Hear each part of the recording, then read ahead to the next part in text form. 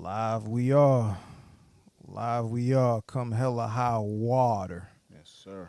This is the RSC, the Ringside Club. Peace to Bug. Peace to Bug. He's out on assignment. You might tap in, though. See, in here with the triple threat. Today's triple threat. This week's triple threat. Live on YouTube. But, of course, as you know, if you've been tapped in before, you know that there's a show before the show, and it is called Survey Time. So, this week, ladies and gentlemen, this week, the survey has everything to do with the brand new AEW Collision show that was just announced just yesterday, and specifically the poster that they put out featuring some of the greatest talent that AEW has to offer. You would say Andrade, he's coming back. Miro, he's coming back. But one name in particular, Powerhouse Hobbs, who I have been an advocate for, shall we say, on this very here show, the Ringside Club. So, survey question to go around the ring this week is, was I right all along about Powerhouse Hobbs being fine? Redundant question, so I'll just pass it to Ron. I'm going to go with no. Of course you would.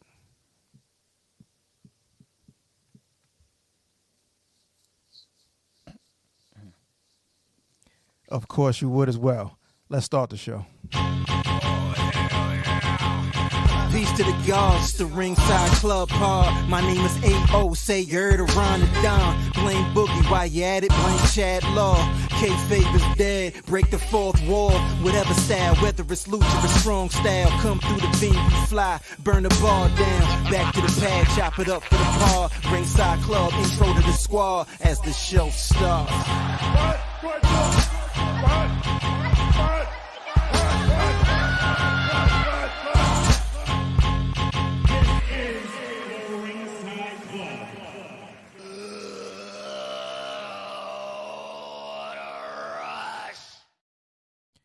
Peace, peace, peace, peace, peace, peace, peace, peace to the gods. Of course, peace to the earths. You tuned in, and we are broadcasting live from the Empire Tri-State. We're on air like we usually do every Thursday night, 9:05 live sometimes. It's my favorite podcast, soon to be yours, the mightiest of the mighty, the Ringside Club. Once again, peace to Bug. He's out on assignment, but you tapped in with the triple threat, some of Queens and Long Island's finest. Before we get into the introductions and we go around the ring with whatever it is that we happen to be talking about this week, let's make sure you're tapped in with what we do. For starters, we're at theringsideclub.com. All of the past episodes right there, whether audio or video, all of the blog posts, specifically those law takes that drop, everything you need to know about us, we're right there at theringsideclub.com. If you want to chop it up with us across social media, you can tap in Twitter, TikTok, Instagram, follow, share, tell a friend, and of course, subscribe to the show. Like I mentioned, we're on air every Thursday, but we're on demand every time you need. Video on YouTube, audio, Spotify, Apple Podcasts, and everywhere else podcasts are available. As far as myself, I go by the name of A.O. There are no drops. So, find me wherever you find me. Let's pass it to my mans and them. Ron, what's good? What's good? What's good? You know what it is. Ron Don, you new RSC Predictions champion. Son of a witch, Oh, congrats. man. Congrats. I forgot. Congrats. Son Congrats. of a witch. Salute to Does the it Donettes. again. Got the cape out tonight. Yo, pardon me. What pay-per-view was that? Did you win that at? It was just a pay-per-view, right? Yep. Was that the Puerto Backlash. Rican joint? Backlash? Yo, The Puerto how does Rican that joint. feel like? How does that feel like it was like a month ago? That was last weekend? It was last weekend. That was like 2 weeks. Like It was 2 weeks? ago, It was like 2 weeks now. It feels like it was a so month long ago. It's been a long week, bro. Everything feels like a month. Word up. But yeah. My fault. I didn't mean to step on your intro. Nah, it's all good. I'm still fly with my cape out. You dig? Catch me on all socials. Rundown PMF. Y'all see the shirts. See my man with the title. You dig? What's good, Chad? Reigning RSC TV champion, Young Godiva himself, CHADLAW. I'm here, Ringside Club. It's It's been a slow news week outside of Collision, but we're here to talk some wrestling with y'all. Yes, sir, champions in the building. We're here. Champions in the building. All right, man. Call me the commissioner. Fuck that. I'm gonna bring this belt out every time, man. Every time I gotta let them know I'm the reigning RSC TV champion. Yo, the real world's champion, Ric Flair, would have cut a hell of a promo if this was 1992. With a tear in his eye. With a tear in my eye. Ron can have as many title reigns as he wants, but you know who's the longest reigning? I'm having a Gunther level run right now with the TV title. No. It ain't Gunther level. It's Roman Reigns level because you ain't defending a motherfucking thing, bro. When was the last time you defended anything, bro? And it's and I'm not mad because it's a call out and ain't nobody called you out, but you definitely ain't offering like, yo, come through. You ain't Orange Cassidy, you Definitely Roman not Reigns, bro. defending champion. This man is Orange Law right here in the building.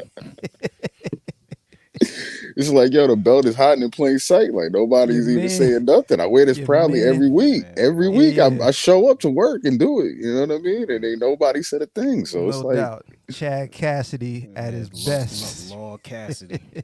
RSC TV champion is still here, y'all. Let's get into it. Whatever. All right. So before we basically, like we usually have these topics, we go around the ring. We're going to talk a little bit mainly about AEW and Dynamite from yesterday because, again, let's get into it. Let's get right into it. That's how we do it. But let's talk about the news real quick. Let's just run down what's going on. First and foremost, rest in peace to superstar Billy Graham, who passed away yesterday. I think at the age of 79.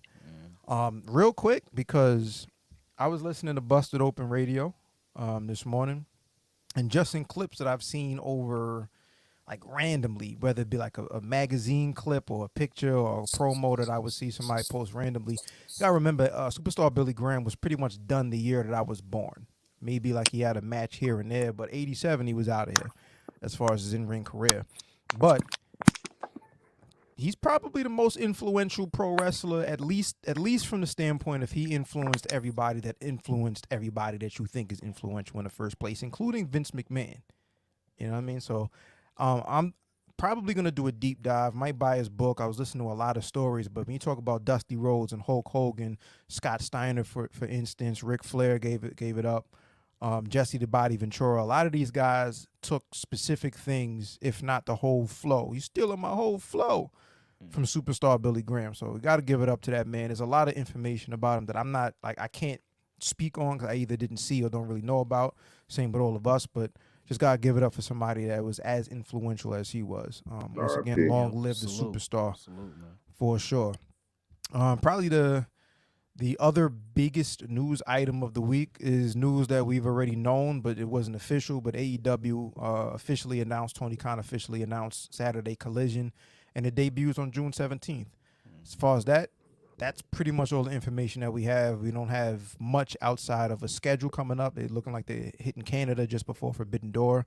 That's a topic in its own that I feel like we'll get closer to as we get towards that time frame. That I feel like we'll actually do a deep dive in. Right now, it's just all speculation and dirt sheet and this, that. Yeah, it's a bunch of bullshit. The bottom line is that June 17th is the date for the premiere of the new show. So I'm looking forward to it.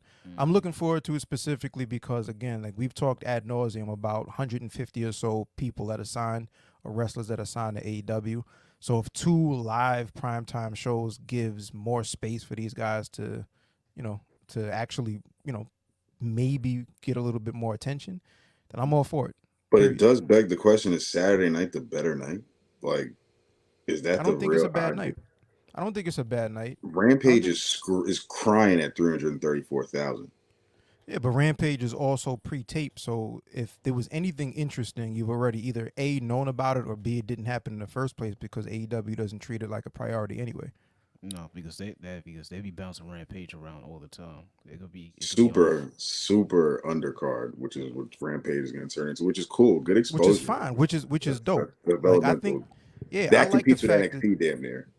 Yeah, I think that exactly. It's like either an NXT or it's like a show. Like I've been watching when I've been working from home this week. I've had WWF superstars like from the 90s just on in the background on mute, not really paying much attention. And I was actually chopping it up with shouts to Storyline Tees. They had put a question out that basically said something along the lines of, does too much TV diminish the importance of PLEs and PPVs? And I said, for the most part, it's always been that, specific to WWE. It's always been that when it's been anything more than WWF superstars, in my opinion, because that show was basically a magazine. It was about squash matches, profiling, whatever you didn't see from a live event, and interview segments. That was it. So even if you were going to have a brand name wrestler versus a brand name wrestler, you had to pay for it. But as technology moves and cable moves, you got to put these things on TV. So I don't know. Long story short, like, I think they're going to treat it as a priority. And I think that whether there's a roster split or not, it's just more time of priority primetime TV to see what they can come up with creatively. So I like it. I'm tuning in. Moving on along. Speaking about TV, there's two shows that both of us, or all of us, have been looking forward to. Dark Side of the Ring Season 4, that starts on May 30th, Vice TV. There'll be episodes on Chris Candido and Tammy Sitch, who is also Sunny. That's Sunny and Skip. Magnum TA, Adrian Adonis, Doink the Clown, Marty Jannetty, Bam Bam Bigelow, Abdullah the Butcher, Bash at the Beach 2000, which would be pretty cool. This should be funny. That was a good one. I remember that one. Yeah, and the Graham family. So I didn't count, but that's somewhere around 8 to 10 episodes right there. And that starts again May 30th, Vice TV. Definitely looking forward to that. Do you feel like Dark Side of the Ring may be reaching for episodes sometimes just to fill in the quota? Of course. I think, of course, they do, but I also think it's like a matter of like you throw spaghetti at the wall to see what sticks. Like I think there's always going to be a good story to tell, especially if it hasn't been beaten to death already from like shoot interviews and random videos on YouTube. And there's a couple of them. Like for instance, even Bash at the Beach 2000 has been mad talk about that over the years, but I'm assuming that they're going to be maybe coming up with either a different angle or somebody commenting on something that we haven't seen before. Doink the Clown is really interesting, I think, because there were like 5-6 Doinks throughout the history of that character. And all of them have their own stories. So yeah, of course they reach. You know what I'm saying? Like they definitely reach. I got something. I got a bit of a topic on this one since we just brought this up. This is a good one actually. Who do you think are some good modern new Dark Side of the Ring? Since they're pretty much giving every wrestler their own particular episode. Like who do you think is going to have one coming up in the next 5 years? Even 3 have one, or what would be interesting? Come in the next 5 years. Let's do whichever one you want to do. Like I already can think of like just shooting off the topic right now. I could think of a couple that I feel like if they had a Dark Side of the Ring, like this would be Muhammad Hassan would be mad wavy. I got CM Punk off the top of my head. Muhammad Hassan would be a wavy one. That would be wild. Yeah, you remember that era? Yeah. 05 against Undertaker, we're trying to be Bomber. I would love to see one on the Undertaker after his career after the match with Brock, after the streak. And specifically not even about the in-ring, but just about like the struggle between his decision making on is it time or not. You know what I mean? Because he struggled with that a lot. And he's done interviews like when he did the interview with Austin and just different interviews here and there. But to really go into like, all right, bro, we're kind of inching towards the end of your career, but you're not ready to leave. Why? You're doing a lot of press, so I wouldn't be surprised if you finally caved into the Dark Side of the Ring. That would be good. The two like biggest stories would be like the retirement and unretirement of Vince McMahon would be interesting. Yeah, that's just beat to death. I don't think Dark Side of the Ring is going to do that one any justice. That's what I'm saying. Like that would be interesting, but I don't think there's ever going to be a proper really bio. Maybe like on Randy Vince. Orton. Like I don't know. Like Randy I Orton. don't know. Right, I can't see The only other one like that comes to mind immediately as far as what would be the best story is the true story of what happened after All Out. And they're never going to do it because they're never going to talk. But maybe 20 years from now, somebody does. You think TNA is going to get a Dark Side? Yo, TNA is sponsored by Raid. A TNA Dark Side of the Ring would be fucking crazy. TNA would be fire. Jarrett version. Yo, a Mercedes Moné walkout and Trinity walkout episode would be kind of interesting. That could be one. Like what happened that day? What was the final straw? Like what exactly was it that pushed that over? That was a glaring one. That's a good one. Yeah. Like nobody's actually talked about that, Trinity came the closest and she still didn't go into detail. She just said like I felt disrespected and I was out. You know what I mean? So Tyrus being one of the few. longest reigning NWA World Heavyweight Champions of all time. Yeah, I don't know. Yo, the NWA revival would be interesting. The NWA revival of the Dark Side of the Ring. I'll drink to that because that's revival would be insane, bro. How is this shit still a thing? But yeah, only one I can think of is just CM Punk and after All Out. That's it. Like, yes, or just CM Punk in 2011. Maybe the pipe bomb. You can do 3 chapters on Punk. You can do Punk between like the ROH era Punk, the WWE era. But you do 4: ROH, WWE, the space between WWE, the UFC, and all that, and then AEW. Like Marty Scurll. Oh, wow. Damn, I haven't heard that name in a minute. Right? You know what's wild? He's getting a Dark Side of the Ring in like 4 years. The darkest side of the ring.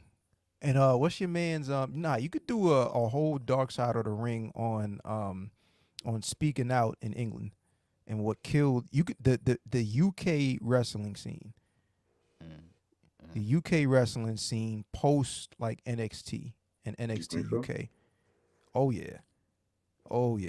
Post NXT UK, you can do an entire Dark Side of the Ring because there's some horrendous stories to come out of there. Plus, it was popping over there until it wasn't, and there's very specific reasons why it's not popping anymore. But for sure. Yeah. So yeah. Anyway, May 30th, Vice TV season 4, Dark Side of the Ring, and then July 28th on Stars, Heels, season 2. July 28th. You said fire show. Like I'm looking forward to it. Heels. I love the first season. Not to bring up CM Punk again, but he did a solid job in that as well. I mean, the whole cast in general. I think AJ Mendez, formerly known as AJ Lee, is going to be on this season also. Is that right? Okay. Yeah, I think so. I think I read that somewhere. Well, yeah, definitely ready to watch another season of that. First season was fire. Yeah. Definitely ready for that. And finally, in the news, ain't really too much news anyway. It's just Best of the Super Juniors, the 30th. I believe this is the 30th anniversary. Best of the Super Juniors over in New Japan. As of today, I'm not sure which night they're up to, but I have to catch up and tap in. But other than that, that's the news. Nope, there you go. There you have it, folks. Make sure y'all like, subscribe, holla at us, man. It's the RSC, the Almighty. I'm pretty much streaming everywhere, man. So tap in when y'all can. You know. Word up.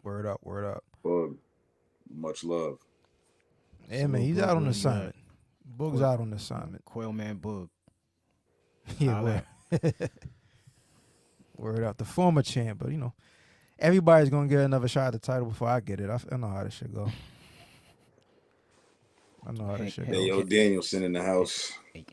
Yo, I just do it for the love. You heard? Just do it for the love. All right, so AEW Dynamite was last night. We're leading up to Double or Nothing, which is in about a week and a half from Las Vegas, Nevada. Let's just run down Dynamite, since that seems to be the episode of TV that we all are in agreement that we've all actually watched and seen. Yo, real quick, it feels like forever to get to Double or Nothing. It feels like it took so long to get to this pay-per-view, yo. And we still got 2 weeks. I'm sorry. Shit, feels like 2 weeks. Oh my God. But you know what's crazy? Like, they're just now with this last episode, like really fleshing the card out as far as official announcements. Because there was a minute this long to take to get to this pay-per-view. But like, this is what I was saying so long, is that there's too much. Like a paper, they can do 6 a year, I think, and be cool. Like a pay-per-view every 2 months, like specifically January and March and May, and like every 2 months is fine. It's long enough build. You have these 2 big TV shows now where you can have marquee matchups to fill the void. But 3 months, 3.5 months, almost 4 months is way too long when you have regular TV and you're not you're not pushing any stories forward. You kind of just running in place until I feel like they're just trying to retain viewership by staying with just TV to make you to just anticipate the pay-per-view even more, which I feel like that is a clear statement. Right. You have to watch AEW television and just stay loyal, and you'll get a pay-per-view every 4 months. See, that's fine if they push good stories consistently and it wouldn't feel like it's dragged out. Fair. You know what it is too is I saw there was a clip. It was a somebody screenshot of one of the episodes of All Access, but there was a real quick clip of um, Tony Khan's the way he writes TV or the way that he books. Yeah, I saw that too. Yeah, and it basically is like a grid or a spreadsheet for, on paper, basically, where he writes down this is what's going to happen, blah blah blah, and all the way back. So long-term storytelling and long plans are there. It's just that there isn't much veering from that or many bright spots outside of the big bullet point until we get to that bullet point, until like maybe 2 weeks out from the pay-per-view. Like the last 2 weeks of Dynamite have been fire, and we have like one more to go before the pay-per-view. But before that, it was like running in circles, gerbil wheel. You know what I mean? We're not really. We haven't even got a Fighter Fest, Trouble at the Bubble, Quake at the Lake. We haven't gotten any of that. Yeah, that's why they need those stops, like those checkpoints on TV, where if you're not gonna do a pay-per-view every other month, you got to have something big to move stories along. Like this perfect example is this Pillars joint. Could have been a TV main event for a really, really big Dynamite, and then get to a main event with just one of them. Maybe Darby's the only one I think is main event ready against MJF in a singles match at the pay-per-view. I've been looking at that feud every week like, yo, this is about to main event Double or Nothing. Like, I'm pretty sure this is the main event of Double or Nothing, yo. It'll be in the main event slot, but reality is Elite versus Blackpool Combat Club is what people want to see the most. Which I'm not. Run it down, man. Which I'm not disappointed with. It looks like that'll be a solid main event. Like just to see them go against each other, I'm fine with that. But just to build to that, For sure. All right, let's start it up. Dynamite last night. You know what? I got a random question. I'm looking at the rundown real quick, and it's just starting off with who the commentators are: Excalibur, Tony Schiavone, and Taz. Who's your favorite commentators right now in wrestling? Because I think Taz is probably mine, and I like the team of Schiavone and Taz and Excalibur. But who's your favorite, just one guy or one gal, as far as favorite commentator right now? Whose work do you enjoy the most? I think Taz might be mine. As of right now, for now I'm gonna go with Caprice Coleman. He's so exciting on the mic. Now Scott really watches ROH. My man is watching ROH. He's watching that Fight Club. Caprice and Rick Abani. Yeah, Rick Abani. Yo, they're solid together. They are really good though. Ian Rick Abani is really good. They make you very much so enthused with the wrestling for sure. So for the last, I think 2 or 3 weeks, Caprice Coleman has been freestyling to Willow Nightingale's entrance music. He did that tonight too. It wasn't terrible. Check it out when you get a chance. It's so entertaining, dude. I'm going with a complete left field of Corey Graves. Because when he gets mad at Kevin Patrick on Monday Night Raw, like they did this past Monday Night Raw, where it just sounded like he wanted to punch this guy's head off, I love it there. Awesome television. Yeah. First of all, shout out to Booker T, man. He sounds like the Kool-Aid man every time on commentary. I can't with Booker T, yo. I just can't with Booker T on commentary at NXT, man. This is... It's like he began in this zone where it's like... My mans be good. The other dude, why am I blanking on his name? Todd Kelly? Kevin Kelly Patrick? Oh, Kevin Kelly. Talking about from New Japan dude? Used to be WWE? No, the dude in NXT, Kevin Kelly, New Japan is actually really good. NXT, really good, too. Really good. But no, NXT, Todd Phillips? Nah, Todd Phillips is Impact now. No, it's Tom Fallahan. Yes. I know who you're talking about. I'll look it up. He filled in for Tom. That's his old name, Tom Phillips. Yeah. I know who. I know. I hear his voice. He used to be on Raw. He's with Booker T, and he does a really good job on NXT. Yeah, I like him. Booker T just be like, oh god. Nah, it's like every other word. Vic Joseph. Vic Joseph is good money. Vic Joseph good money. Well, Booker T is just like he be filling in. Like Tom Halifan he was the best that they've had in a while. Smoking in Impact right now. Yeah. Like he was smoking in WWE, and I was surprised he let him go. He could do Impact by himself without Matthew Rimwald, and I'd just be just fine. Like I would just be like, yo, this is fine. But like the former Aiden English, he adds some adds that heel to it. You know what I mean? But Impact's in good hands in the commentary section for sure. I think every company's got they've got a good niche. Somebody is really good in the position that they're in when it comes to the commentary, color commentating, the play-by-play. So that's a good up. You know who I miss in NXT? Mauro Ranallo, man. I felt like he was like that's that black and gold era, man. He just wouldn't fit right now. This wouldn't be it. Yeah. Mauro, I would bring in for like what they do with JR sometimes, where they're bringing in for the second half of the pay-per-view. That would be fire. That's Mauro. Like we Mauro just bring you in for like to the come title in for matches. All In. Like he's coming in for All In for Goldberg versus Sting at Wembley. It's gonna happen. I know. I know it's gonna happen. We're all willing it from our mouths to God's ears. It's gonna happen. And the universe, man. Word up. Happen. All right, AEW Dynamite kicked off with the TNT champion Wardlow. He comes down to the ring, and I quote: "Last week, Christian Cage made a lot of promises that I really want to see him follow through with. So here I am. Pause. Come out here and spit in my face. Pause again. That was nuts. That was heinous. Flag on the play.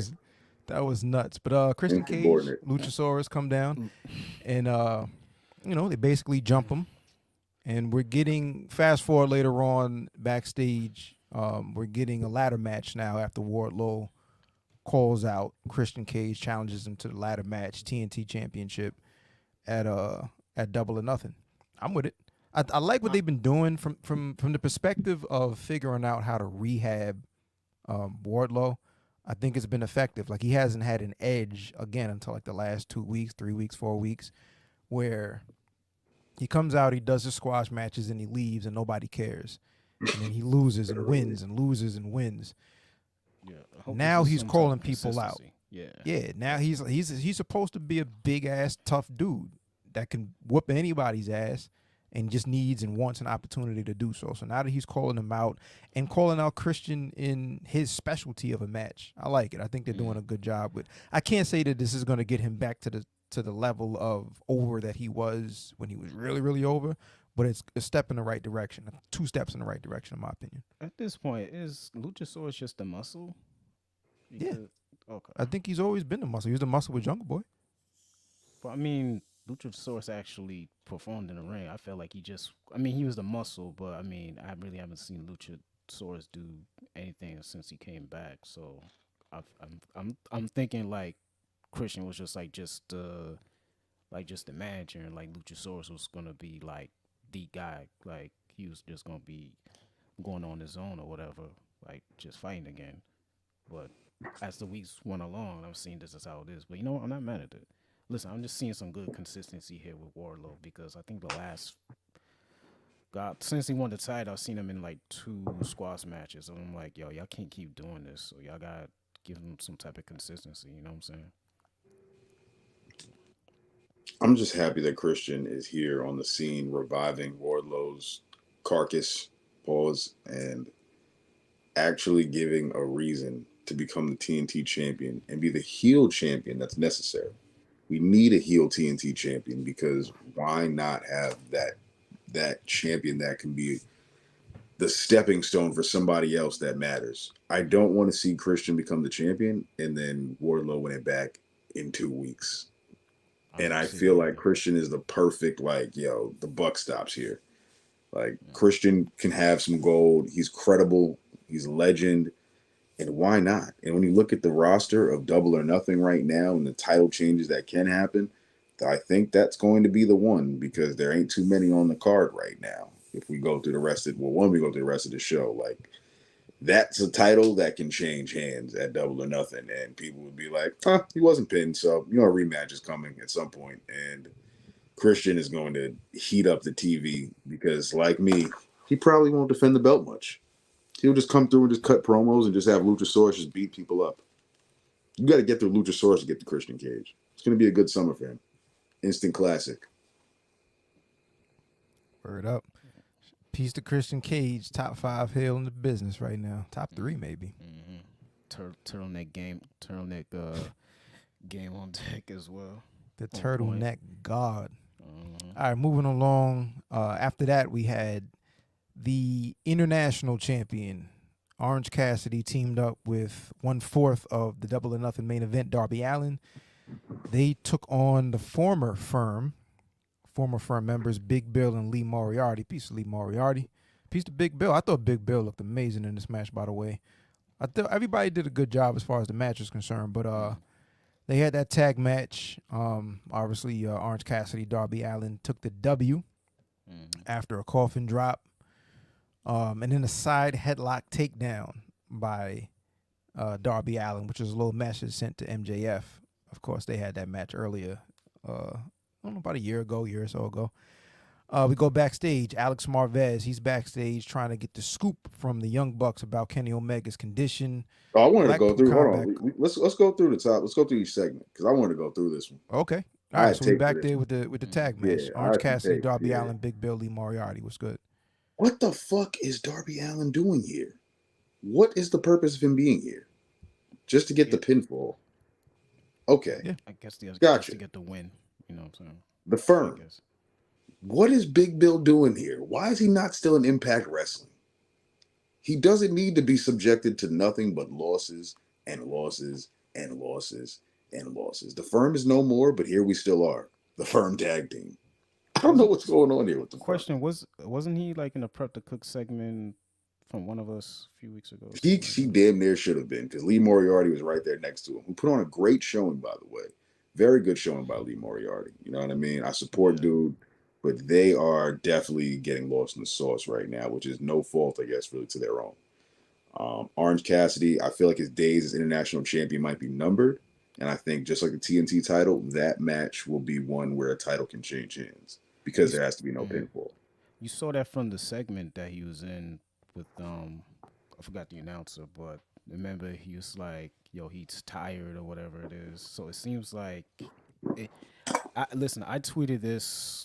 I think that same night. I wouldn't mind seeing Cassidy hold the title for the rest of the year. I mean, some people disagree, but ooh, that's bold. Yeah, it is because I feel like because he has solid defenses. Pockets is a champion for the whole year. Really international. Maybe not, but I feel like they're gonna take the belt off of him. I love Orange Cassidy as champion, but you do feel like his days are getting numbered. Yeah, because like you see him in the interview, he's saying, "Yo, I'm just so tired," like in a really lethargic way. So it feels like, he's probably gonna go maybe 2 or 3 more defenses, and he's like, "All right, I had enough." I could see him winning the Battle Royal and then losing it after the fact, like just to be like, "Yo, he beat 19 other people." Like, this guy can't be beat, Now he can't be beat. And then the next time it's Miro and he just crushes him. I forgot Miro's back. That'll be dope. Because if not Orange Cassidy, then who? Who do you think could be the next international champion? Just run the topic. That's Miro. Could be Miro. They haven't announced the Battle Royal. So I'm just thinking it's going to be a who's who bunch of jobbers from Dark Elevation and like Butcher and the Blade, Kip Sabian, Serpentico. I mean, it'll be like any other Battle Royal or Rumble. Like they'll have, the majority of people are people that don't have a shot at winning, and then there'll be like 5 people in there that's like, I can see this person, I can see that person. Miro. If Miro's in there, you can see him winning. If Andrade is in there, you can see him winning. Any of the people that are on that Collision poster, or somebody that you haven't seen in a while, somebody from from like, oh shit, like I haven't seen this person. Powerhouse Hobbs, even. He's not gonna win it. He's not going to win it. But you can see any of those guys, specifically people that are coming back or returning you haven't seen in the ring for a minute. You know what I mean? Yeah, number 1 to me is Miro. I can see him winning that. And plus it doesn't hurt. Like if Orange Cassidy if somebody wins the Battle Royal, Orange Cassidy doesn't necessarily lose because he doesn't get pinned. Yeah, that's the same thing with Wardlow. That's why I feel like it'll be the easy out for Tony Khan on that night to get a new champion, get the belt off both of them. Well, different with Wardlow because Christian beats him. It's a ladder match. But Christian still beats him though. It's still 1-on-1. But it's a ladder. Like, it's not a pin. Though. I get it. It's not a pin. But if you hit somebody with a move, you know what I mean? Or you're probably having interference, to be honest, from Luchasaurus. But either way, you know what I mean? Like I think the Battle Royal might be interesting as far as storylines go. It'll be entertaining. It won't be a boring Battle Royal because Orange Cassidy, aka Pockets, is in it. So it'll be fun. But I think it'll come down to the wire, and it'll be one of those like, no way he just retained it after that. You know, if not him, it's got to be Miro. On to the next. Shit, going to Miro. Peace to Orange Cassidy, the best champion in wrestling right now, because defenses matter more than length of the reign. Bam. Moving right along. Backstage, Alex Marvez tries to ask the Young Bucks in the parking lot what Kenny Omega's condition is. Blackpool Combat Club pops up from behind, pause, jumps the Young Bucks, throws them into the cars, face plants, all kind of shit. Blackpool Combat Club versus the Elite right now. And we'll talk more about it later on, but just I think is the best thing that AEW has going right now. You know what I mean? Like, I like the heel Blackpool Combat Club. I was the one that said that shit from day one. Like, I love the way that they, little by little, attitude changes and cheating and all kind of shit. Like, fucking Wheeler Yuta's already one of the most easily hateable people, I think. You know what I'm saying? He's definitely playing like the Weasley heel, like perfect. Easily one of the most hateable. I know there was a thought, I wrote this shit down early this week, but like Blackpool Combat Club is like not necessarily in style, but in attitude, the equivalent of Imperium. Because it's like an elitist, no pun intended, way of looking at what pro wrestling should be. We want to create it in our image.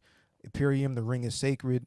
Blackpool Combat Club, we're the real elite in this business. It's the same shit. I was about to say they're like it's a nice feud right there. A 2023 The Shield, and what's his face is he's the leader now, but like a grungier version of The Shield. No combat shit. Like they just it's all blood like that. We want to recreate this shit in our image. They are combat, so it's like you got to figure combat is not a light word. But I like it. But yeah, we'll talk a little bit more about it once we get into the segments later. Backstage, Renee Paquette talks to Wardlow. We already chopped it up about Christian Cage. They got the ladder match popping up at Double or Nothing. Renee Paquette, she was the MVP of this episode. She's probably in like every other segment. She's backstage with Orange Cassidy. That's when they announced. First of all, it was like Kyle Fletcher who had challenged Orange Cassidy and jumped him last week. So shouts to Aussie Open. That was a really good match by Kyle Fletcher, who's becoming quietly one of, like, Aussie Open is like becoming my like tops. I'm looking out for those guys. Pause, but yeah, I'm looking out for those guys. Yeah, looking out, definitely checking out for Aussie Open. Word up. 1/4 of the main event at Double or Nothing, Sammy Guevara squash match against Exodus Prime. Then he cuts a promo. He talks a bunch of bullshit. They're really trying to babyface Sammy Guevara, and I don't get it. Terrible. The crowd was mad polite, but at the same time, I'm like, not buying it. He's unlikable, man. And they was trying to make him likable with that all access shit. He was supposed to be a babyface, and he always is positioned as one from the beginning, from the first Dynamite against Cody to the JAS stuff when he was feuding with Jericho, but he's not feuding with Jericho. It's like he'd be trying to show glimpses, and it's just like, nah, I'm good. Yeah, I mean, nobody likes public displays of affection, and that's really what healed him up with what's his girl's name? Ty Conti. Ty Mello. Yeah, Ty Mello. Yeah. Ty Mello. Yeah, that's really like once they started coming out and slobbing each other down on camera, nobody was down for that shit. This guy proposed to his girl on an episode of Dynamite, if I'm not mistaken. Shouts to her. Milk crate. Yo, what? Not milk crate, milk carton. Where is she now? She just called his joint a milk crate. What's this crate? Nah. She got milk. Wherever she at. Oh, man. Yeah, yo. It's just like a lot of babyface activity that they just be trying to subtly put on us. And I'm just not here for it, man. He's too JAS for me. I'm good. All right, we got Jeff Jarrett, Sanjay Dutt, Jay Lethal.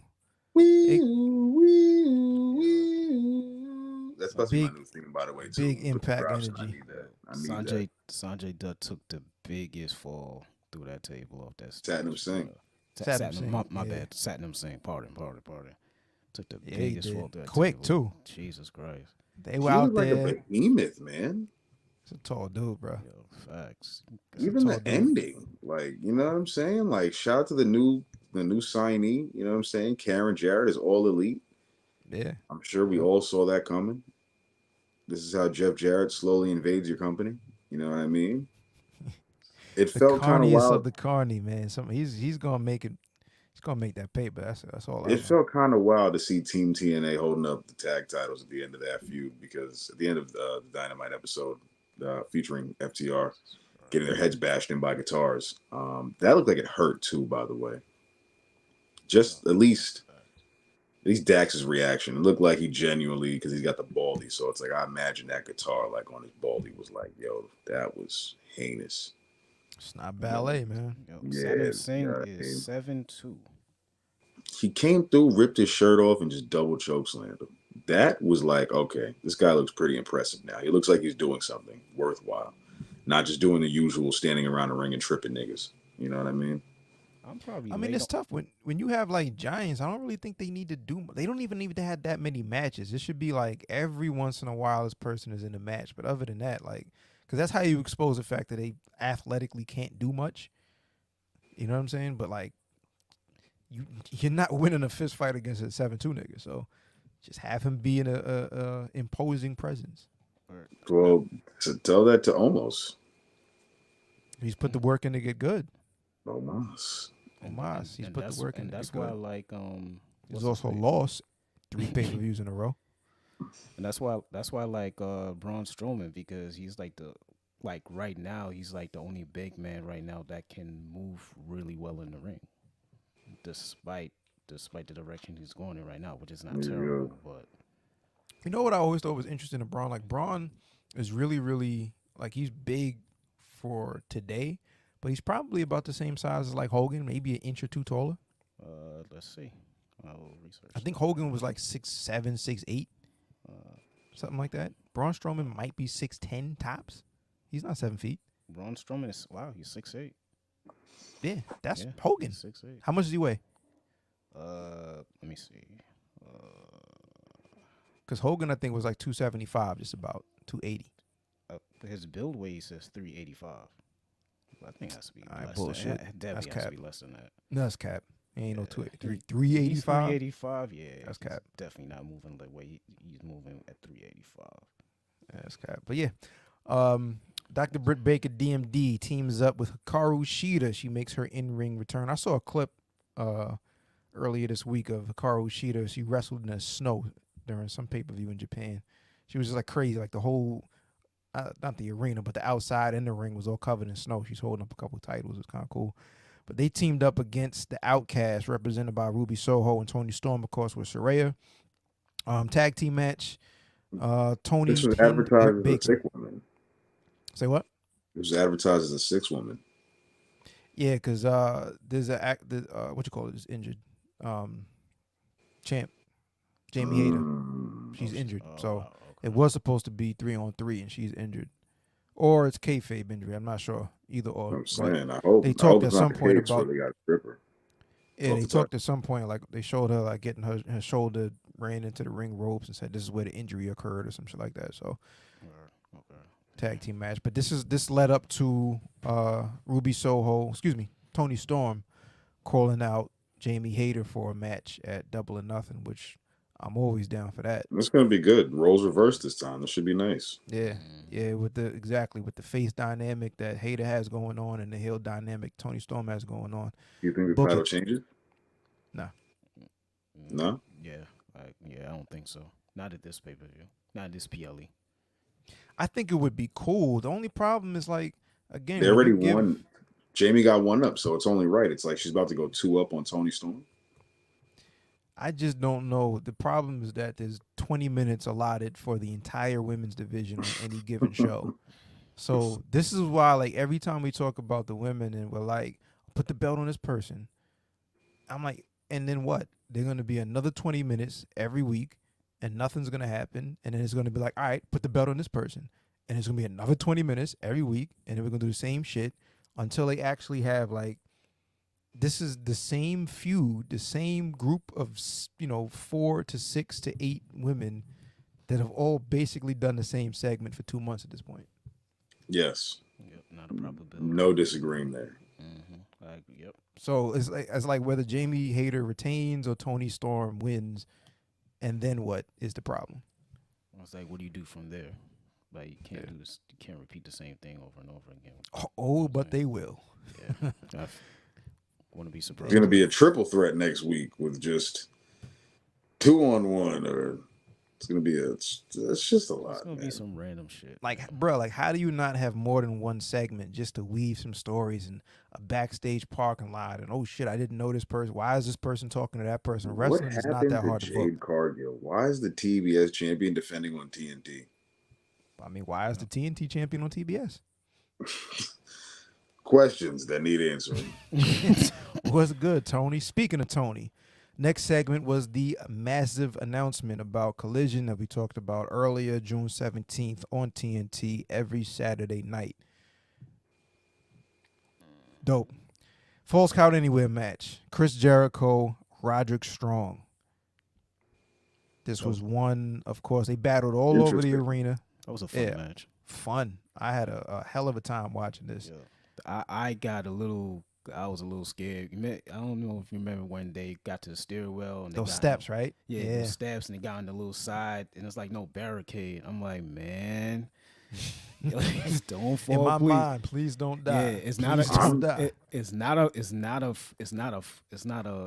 a far fall, but nigga, like you can't flat back. Right, they're not young, and like you're not.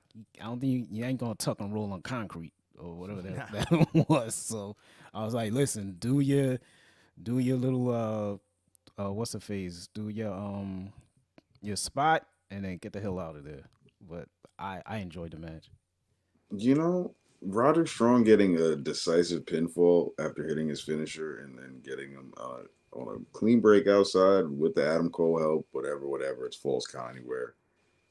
That was surprising, because I for sure thought that Jericho was about to take him down, because Keith Lee already had an L that they've been toting, that he's been holding, courtesy of Chris Jericho. It'll be like, Chris Jericho has recently defeated Keith Lee, and it's like, damn, like Keith Lee had to catch a stray, and Roderick Strong, you know what I'm saying? Granted, it's his debut. It'd be nice. He had to get the victory, I suppose, but I also feel as though, like, this means Adam Cole might. Now it's getting dicey for 50-50, you know what I'm saying, for double or nothing. Who's going to take away the victory? Adam Cole, Chris Jericho. Because either Jericho's going to be nice and lay down twice for both of them, pause, or it's going to be Jericho beating Cole in the grandest stage of them all for AEW. I think it's Cole. I think there's way more to gain from Cole winning than Jericho winning. Like, Jericho wins, and then what do you do with Adam Cole? You know, remember what I said? Another 7 months of Adam Cole JAS, and I think Roddy beating Jericho tonight, like, damn near puts that in fruition. I don't think they can afford it, because you like think Jericho wants to give up these L's. Put it like this: if I'm booking this shit, what makes sense is you can't afford AEW can't afford for Adam Cole to become stale. So we can't put him in a hamster wheel with the JAS. After you've lost to the top dude, you're gonna go and fight who and do what for how long? Like, we can't run the gauntlet against Jack Swagger, Matt Menard, Angelo Parker, Angelo Dawkins, and Danny Garcia. Adam Cole, again, is going to be one of those guys, or part of me, the main dude, and the dude that has to be positioned to beat MJF, at least in my opinion. So you can't afford for him to get stale and people to lose interest, because by the time it gets to MJF, you need him to be gaining momentum instead of stalling out. You want to bet that, like, you and I, or like maybe even me, don't even feel like this is stale? I feel like there's a few people that are like mad geeked about this feud that are like, yo, this shit can keep going. I feel like I'm in the minority. I think it's cool for what it is now. I think if you draw this out for 3 more months, it becomes stale. Like, everything doesn't need to be this long epic. You know what I'm saying? Like, I think this is very cut and dry and simple. You know what I'm saying? It's just Adam Cole got the upper hand. And you also got to remember, they got a go-home show. And the JAS is going to get the upper hand on Adam Cole and Roderick Strong then. You know what I'm saying? It's classic pay-per-view booking where the person that's going to win is the one that has to take the fall or the loss or the L or be embarrassed leading up to the pay-per-view. You know what I'm saying? So he'll take the L. Jericho comes back and says, all right, bet. Even you and your one friend can't match my 8 guys or however many people are with us. And then he takes the loss at the pay-per-view, my opinion. Oh, word. Another 6 months of Adam Cole, Roderick Strong pairing up because we still got Kyle O'Reilly to come back, and then we got to do Blood and Guts, and then we got to have JAS throughout the summer, and we got to have him have something to do. Listen, I don't. Adam Cole's stuck. Nah, I don't. He's gonna run there. I don't mind that. It's just how you book it, man. Just don't make it like just boring. You know what I'm saying? It's just how you book everything. You know what I'm saying? But I mean, yo, even the best stories.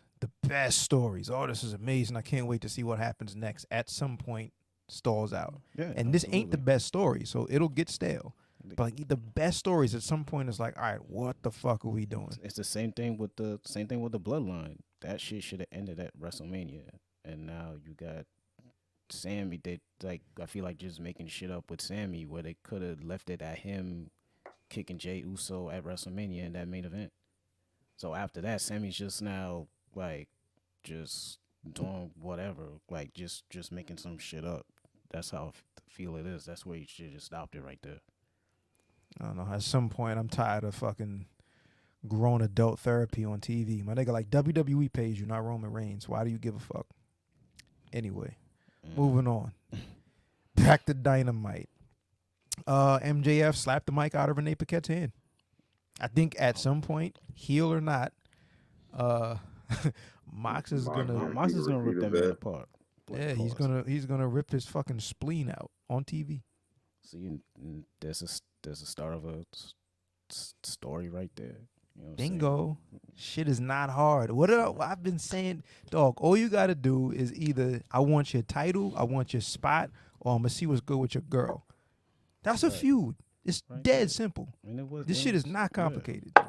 So you just have this shit, and then whenever Mox gets off his heel bullshit and he gets back to a face, because MJF is never going to be a face, you just have like, yo, I didn't forget when you blah, blah, blah, blah, blah, and we good to go. I forget when you beat me for my title. Bingo. Yo. Done. This shit, exactly. You got the title. You disrespected my girl. I'm going to see you. There you go. Jungle Boy defeated Roosh. Fire match for Roosh and Jungle Boy standard. Fire match. If you sat through that match, that was a treat. It's a good one. You should sit through that match. Good big man versus little man. Yeah, I skipped that. That was a fire match. I think, Roosh is one of those guys, man, that the intensity level is just a little bit higher than everybody else, bro. This guy. I literally just watched because I was like, you know what? I want to see what this guy's gonna do because he's due for a victory or something. Of like, just anytime you get Roosh on TV, it's like, no, he just looks like menacing. He's gonna hurt somebody, right? And I can appreciate that, right? And I understand. Jungle Boy bled the hard way, looked like it hurt, and that backflip over the apron looked crazy. Bro, he was this close, kid. Yeah, that was close. I didn't like understand it on Twitter as I saw the clips, but then as I'm watching the match and I'm seeing it like unfold, I'm like, oh no, that actually was like a little. Now the context of that move, just like, oh, that looked like it hurt. Mm-hmm. He got his ass kicked a lot of that match, so that looked like it hurt. Yo, facts. When he flipped off he got flipped off the turn. At the ring apron. Jesus Christ. Jungle Boy could be heel soon, yo. If they're gonna go Sammy face, Jungle Boy would be a really, really interesting heel. He grabbed the trunks, which seems to always be his go-to if he's not putting you in the snare trap. I think Jungle Boy would probably be like, he's a really good heel, I think. Because there's like a smugness and an arrogance about him that's very, very, very like subdued. That's what's missing. Yeah, but it's there. It's just that I think he's playing a baby face more than being a baby face, if that makes sense. You know him like, in a leather coat, standing in the corner, just like laid back, like with the mic, like you really think that you're gonna try me? Exactly. Once you strip away like the costume and put him in like some trunks or like you said, some leather or whatever. And you get rid of the Jungle Boy name, and now it's just Jack Perry or Jungle Jack or some other name. That's his evolution. Yeah. I think he'll be a really, really good. That's his Charizard. Speaking a different language now. That's when he goes from Commander or from Charmander to Charizard. He morphs up in the level. You know what I'm saying? Okay. For real. Green Ranger to White Ranger. Right. That was a There you good go. move. There you Good go. match. You know what I mean? Fire match. Run it back. I'd love to see that again. I think it just soured with the end of all of them coming out at the end.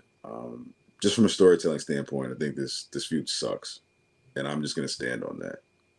Talking about the pillars. There's 4 pillars. Yeah. Yeah. Again, like they really trying for whatever reason last minute baby face of Sammy Guevara, and it ain't working. Like I get it. I just don't believe that Sammy Guevara is a likable character. It's every man for himself. We're all in it. Yeah, I've been duped by MJF. That's the other thing. What the fuck is going on? Yeah, that's the other thing. It's a 4-way match where I don't have an interest in you. All of a sudden, we got to team up to get the belt. Why do I care if you get injured right now? Bro, I want you out of here. I want the belt. All of a sudden, I got a conscience. AEW doesn't usually do 4-ways, if ever. So this is like the first one they're doing, and just like for that title for sure. Just like the triple threat with Kenny Omega, Pac, and Orange Cassidy, this is just that double or nothing filler main event title defense where it's like realistically the challengers don't stand a chance when you put this guy up here, but it'll be all right. And realistically, that is the main event, double or nothing. I feel like this is interesting because these like pretty much these 3 guys are like you're pretty much your mid carders. It's not your typical top guys, so it's like they're just trying to like just push them somewhere up there, and if not now, when? You know what I'm saying? So like, they're trying to give it a try. You know what I'm saying? We'll double back for the pay-per-view prediction show, but who do you think is going to take the pinfall? It's not elimination, right? It's 1 fall. Nah, it's 1 fall. Yeah, 1 fall. Yeah, 1 fall. Yeah. I think the interesting one would be maybe Jungle Boy. I think if Darby Allin takes the pin, he's the one that loses the least. I think if Jungle Boy takes the pin, it could be the most interesting because it's like, all right, what's the direction? And like we just talked about, him with somewhat of an attitude change would be cool.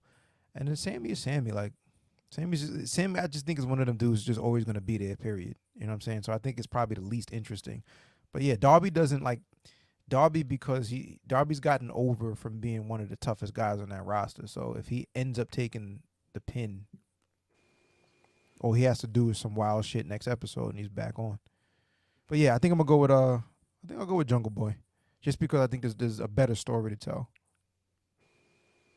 Jungle Boy, definitely feeling like Jungle Boy on my end, and because MJF only uses Salt of the Earth, it's going to be a combination of the coffin drop mixed with the GTH, and then MJF's just going to do what he does and get that pin.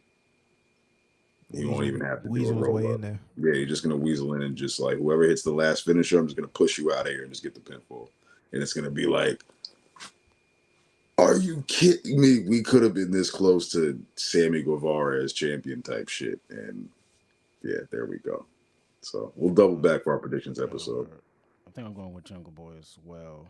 I was looking at the card, and it's not elimination. I was just trying to double check on it. Like how you were speaking about Sammy Guevara before, I was like, I don't think it matters if he takes the pin or not, because if you saw All Access, you saw he was in like 1 or 2 big matches, and then this dude would be doing nothing for like 3 weeks. So it's like, he could do some, then you just sit him out for a minute. So it's like, give or take with him. So is there is there a 1% chance that MJF loses? Not even to whom, but is there any chance whatsoever like of believability that MJF loses this match? I don't believe it. Nah, it's too early for him, especially with the competitors that he's going against.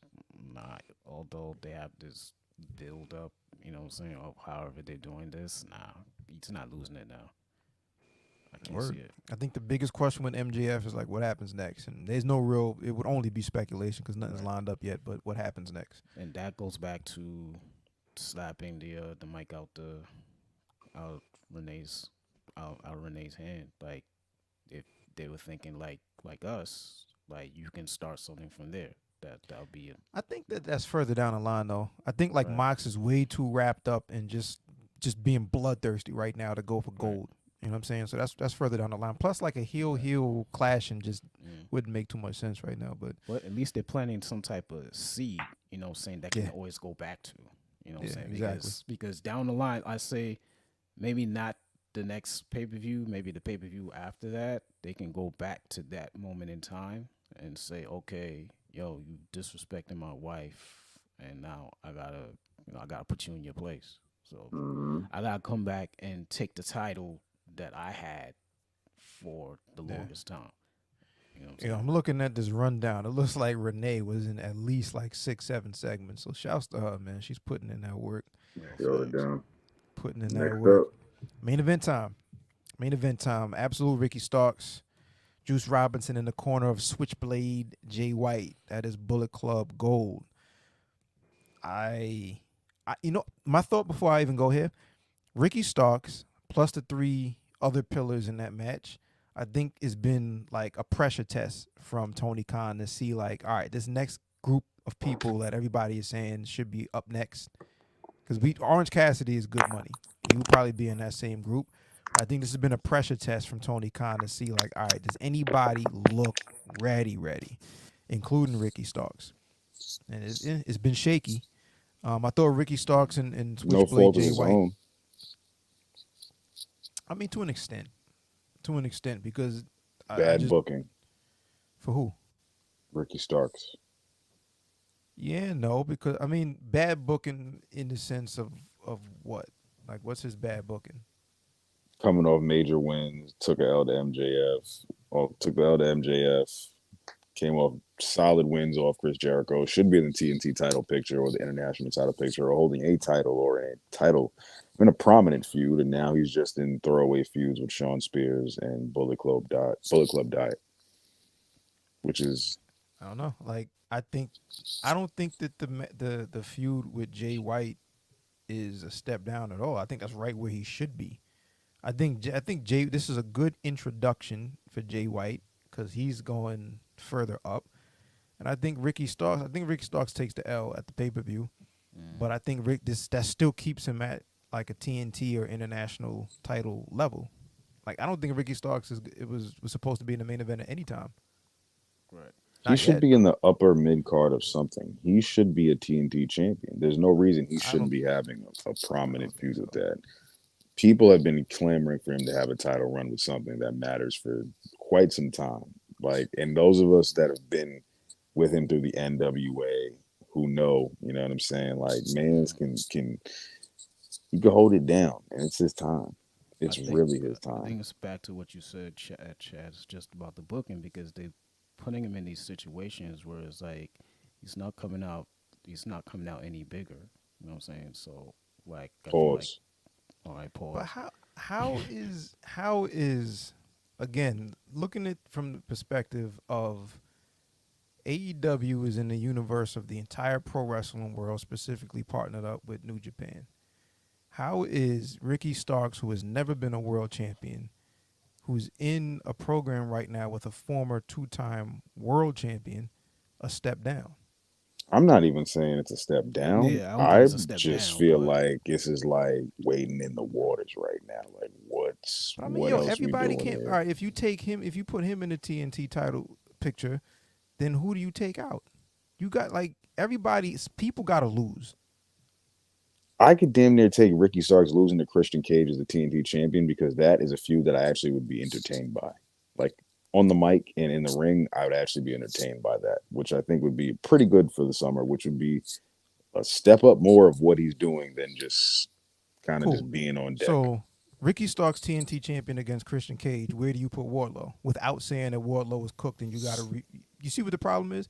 If somebody loses and they ain't the champ and they ain't in the thing, you're going to say that they're supposed to be in that picture. Wardlow's going to MJF at some point. Wardlow is going to go that route. I feel like that's even what should have been for Double or Nothing. I've been advocating for that for quite some time. I felt like they should have killed this this 4 pillars thing. Should have been Trouble at the Bubble in the summer, and Wardlow should have just went right into MJF to revive their feud again, because they both could have used it. And then when Wardlow loses, you do what with him? I mean, we had almost 10 weeks of Double or Nothing. They could have had Arn Anderson cut amazing promos and Drama Size and throw through houses and chairs and beat up people and security guards, and they could have killed time. That would have had some quite interesting segments. I feel like the Glock, MJF. I just think that would have been, you know what I'm saying? I know the shoulda, coulda, wouldas, but that's where I think Wardlow should have went right to this picture. It should have been the world title picture.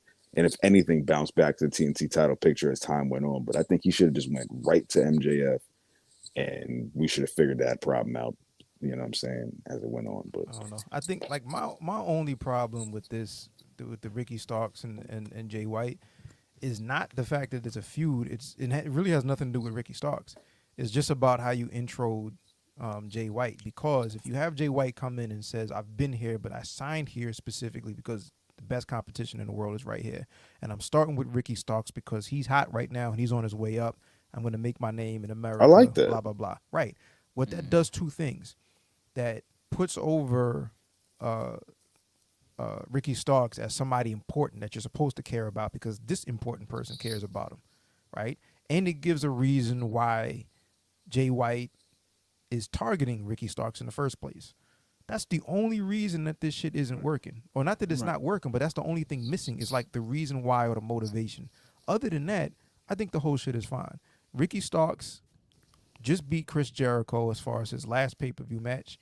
He's coming off of that, and he's looking to beat Jay White. There's just no reason why they're in a feud right now that's been explained on TV. And that's the only problem, in my opinion.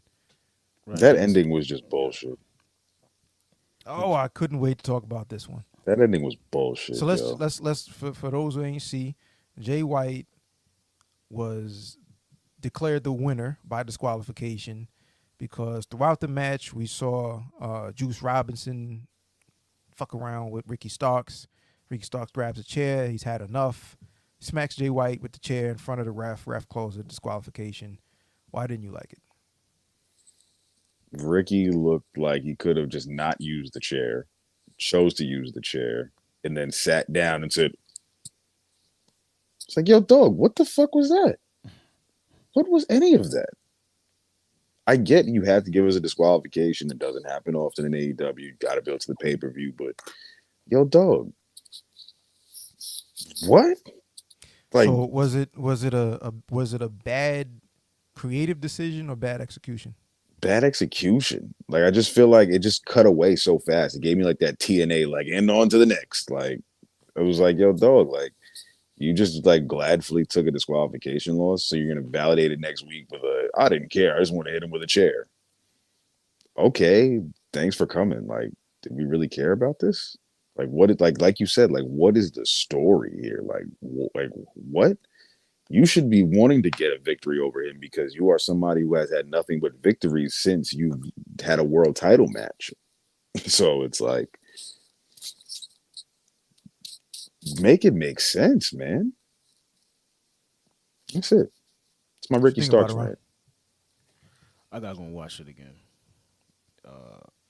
Just pay attention to the last like 3 minutes of that whole segment with Ricky Starks and Jay White. Like, he sat down in the chair and just said, yeah, I gotta go watch it again. So I really don't have too much to say about it. And I actually enjoyed the match. I'm not even gonna shit on this shit. Like, the match was good money. Strong match. But that ending was like, huh? Yeah, it just what it was. Yeah, I agree. From the standpoint, I was so ready to argue, but I agree. It was bad execution. It was just, whether it be just bad timing or whatever. Like, creatively, I thought it was cool. The story there was Juice Robinson is at ring. He's fucking with me the whole time. I've had enough, and I lose my temper. It just didn't look like he exploded or lost his temper or lost where he was for a moment or anything like that. It looked like he had a thought, like he didn't have to do it, but he did it. It just looked like this is what I'm supposed to do right now. That's exactly. So, yeah, I agree. But I also think that serves to prove the point of, like, a lot of these people that we think, back to that pressure test conversation, we're pressure testing to see if you're ready yet. Small timing. When we lose the believability, this is all suspension of disbelief. And if whatever, that's 1 second where we just like, nah, you're supposed to be there, not there, that takes a point off of, yeah, he should be one of them guys. That's Ain't fair. ready yet. That's fair. I give you that. I definitely would give you that one.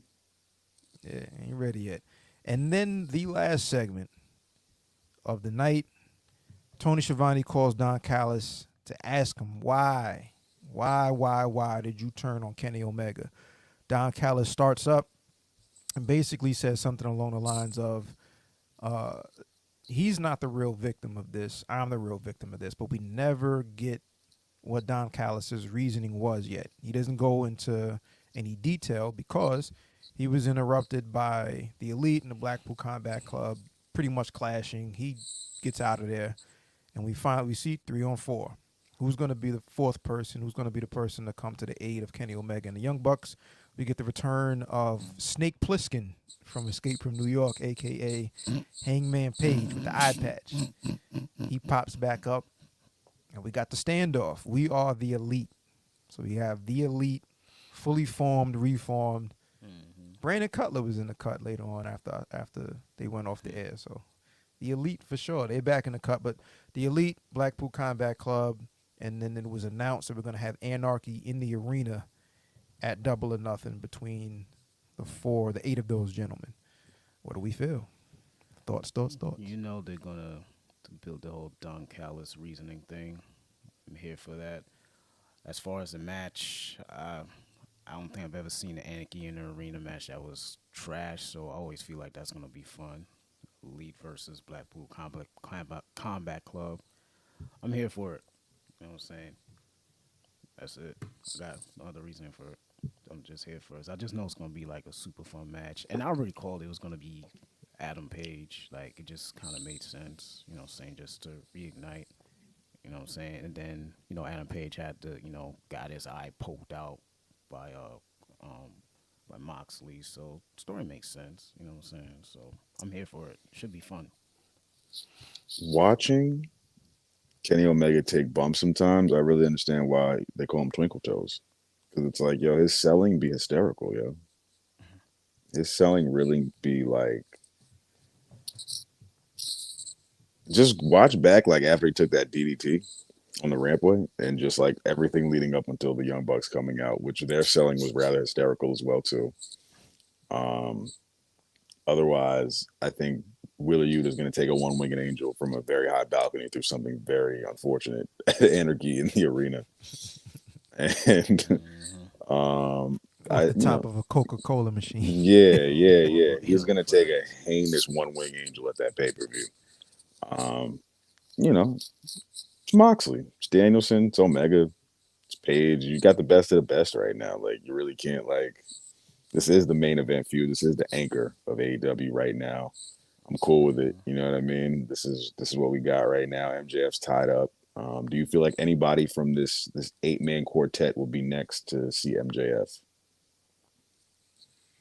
Hard to tell. Well, from Blackpool Combat Club, no. Again, just because like a heel versus heel dynamic is not going to work without somebody being turned. And I just think like you got a good momentum going with the Blackpool. I think the more interesting thing is like what's the next target for the BCC? Like what do they target next once they're wrapped up with the Elite? As far as the Elite go, like there's any number of things you could do. You can run Hangman and MJF, which would be interesting.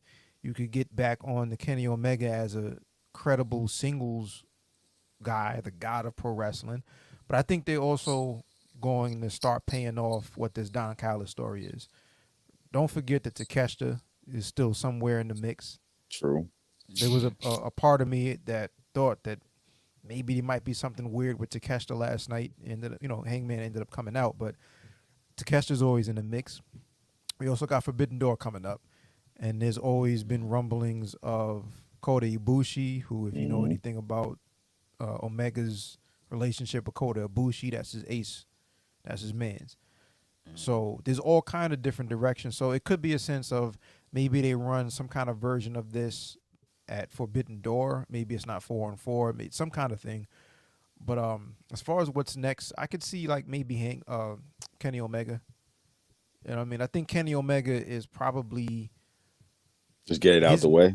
Kenny Omega, I MJF. don't even know if it's a get it out of it could be a get it out of the way thing, but I think like Kenny Omega's next major singles run could be his last major singles run as far as like main event world title picture, just because of the nature of his injuries over the last couple of years. Nobody gets younger.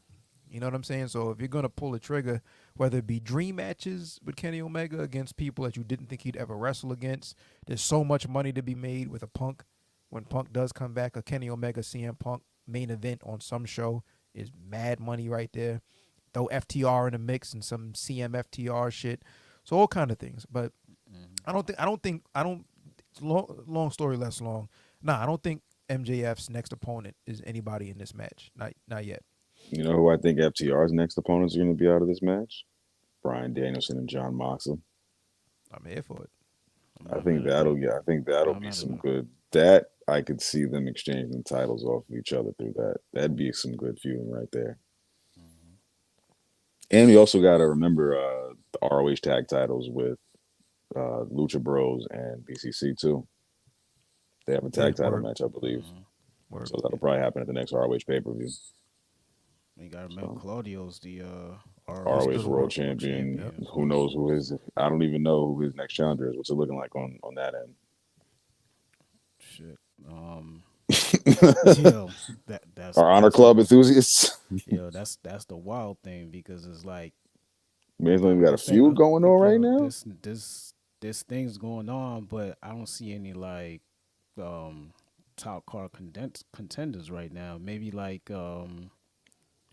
because like the main event was like a tag match with like the Kingdom and Dante Martin and Andretti. So it's like the last match Claudio had on ROH TV was like a few weeks back, and it was for the title, but it wasn't even like the main event. So it's like it's kind of hard to tell. It's still entertaining, but it's a little hard to tell.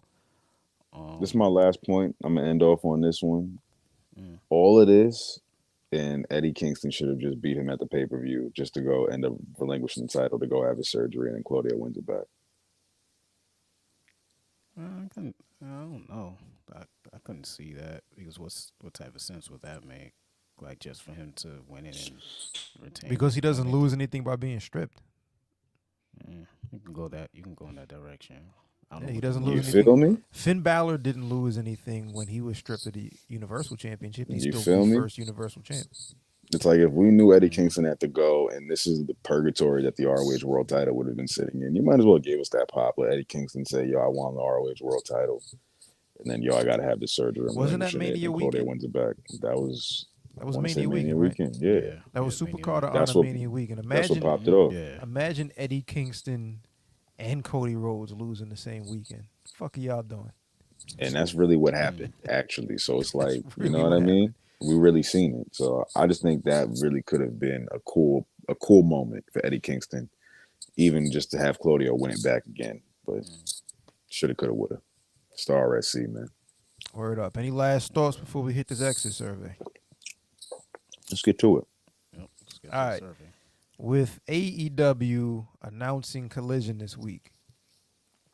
Pre-pro, we talked about Raw, 3 hours. Tuesday, you got NXT, 2 hours. You can throw MLW in there on Tuesdays.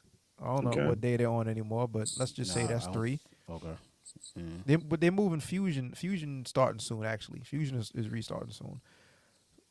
Dynamite is on Wednesday. That's 2 hours. Thursday, you got Impact and ROH. NWA. And then Friday, SmackDown, Rampage, plus another 2 hours on Saturdays with Collision. And those are on non-pay-per-view and non-PLE weeks. So let's just say roughly somewhere about 15 hours of pro wrestling a week. That's the low end. Are you watching 15 hours of professional wrestling weekly? I'm going no. Because I know for a fact I'm probably not tuning into MLW. I'm trying to ease my way into that, and I still haven't tuned into Impact. Still trying to ease my way into that, so I'm definitely not getting to 15 hours. And if you're giving me a choice between Impact and ROH on Thursdays, I'm going ROH all the way. And Rampage. I think Rampage is coming on like Friday at like 6:30. So Rampage be coming on at like different Random. times. It'd be 6:30 on a Friday. Next week it'd be Should Saturday be 3:30 on a Saturday. Last week it was like 10 p.m. on a Saturday. So it was like We getting a double feature at some point of Rampage and Collision on Saturday. 3:30 and then 8 o'clock double showing type shit. And that's 3 hours right there. Wavy. Like, Jesus. And somehow somebody's gonna slip up and say last night on Rampage. It's like, nah, bro, it was at lunch. Is that what? It's earlier in the day. We just saw you. Yeah, so I'm definitely not making the 15 hours. I'm gonna try and watch, because it's the first episode of Collision. Definitely gonna try and watch it that night because of course it's the premiere. But after that, depending on what's happening, we back out. Listen, we back outside again. I don't know if I'm watching that shit live on a Saturday. After that, we'll see. We'll see how the summer goes. But it'll be good conversation for our Sundays though, because somebody will catch that shit. I know I probably will, because me, as the RSC defending TV champion, La Champion, I'm giving yes, fellas. I'll be watching. I'll be the champ. You got put in the work 15 hours. Y'all got to, man. I'm doing 24, man. It's late, man. I'm watching MLW. I'm watching NWA. 24/7 champ right here. Oh boy. GCW. I'm coming for you, nigga. Yo. When GCW is mentioned on an episode, it's time to go the fuck to sleep. Appreciate y'all for tapping in. I want to thank Lee Moriarty for his time. We'll catch y'all. It's the Ringside Club. We out. Peace, y'all.